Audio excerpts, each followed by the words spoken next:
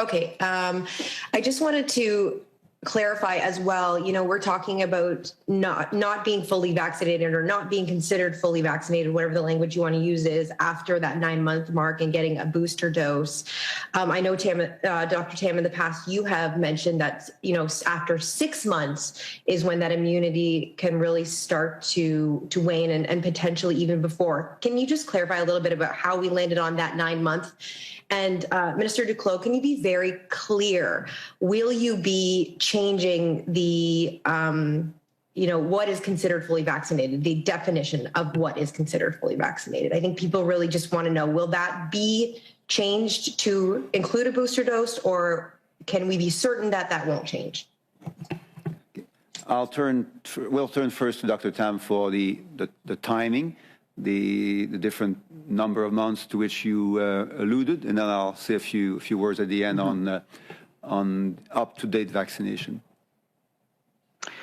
Yeah, so from the National Advisory Committee on Immunizations perspective, they recommend an interval of 6 months between that second dose and the booster, that first booster dose. But provinces can also, depending on the epidemiology and context, shift that to shorter timeframes, and some of them did. People can also wait 3 months after they got infected to get the booster shots. So even after infection, it's recommended you get that booster. And so I think what Mr. Duclos was trying to clarify was that if there was a definition of up-to-date for administrative purposes, having that 6 months plus giving people room for, if they had an infection, to have waited that 3-month time frame, that is how that 9 months was arrived at. But really, if you haven't had your booster within that 6-month time frame, you can get it now.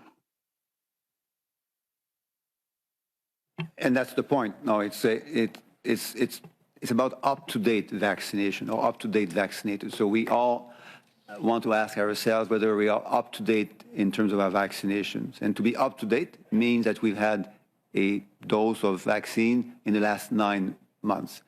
Now, 9 months exactly for the purpose Dr. Tam mentioned.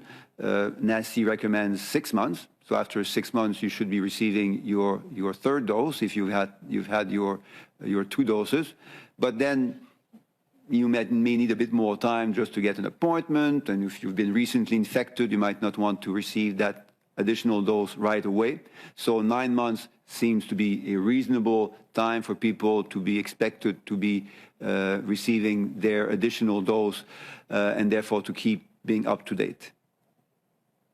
And by the way, if I may add, about 60% of adults currently would be would have had a third dose, so they would be considered to be up to date in that particular sense. But that means that another 30% or 40% of adults would not be up to date as of now. So that's why in the next few weeks we will be working with provinces and territories to make it easier and to encourage all those Canadians to be receiving their third dose and to give them the level of protection that a third dose would provide, given what experts tell us.